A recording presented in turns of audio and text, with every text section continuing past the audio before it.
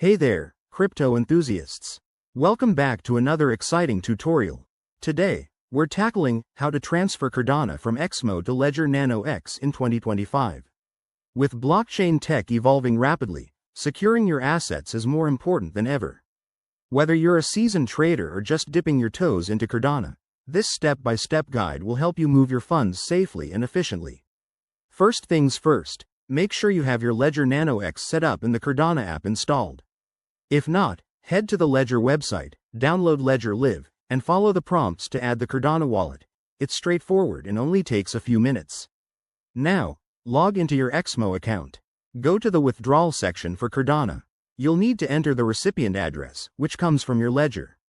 To get that, connect your Ledger Nano X to your computer, open the Cardano app on the device, and use Ledger Live to display your wallet address.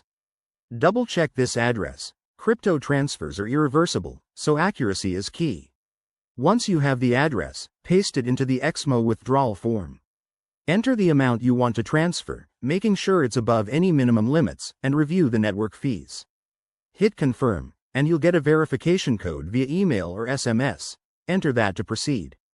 After initiating the transfer, keep an eye on your Ledger Nano X for the incoming transaction.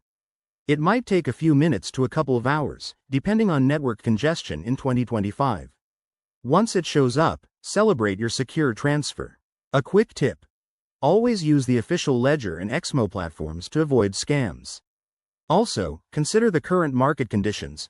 Cardano's ecosystem might have new updates by 2025, so stay informed.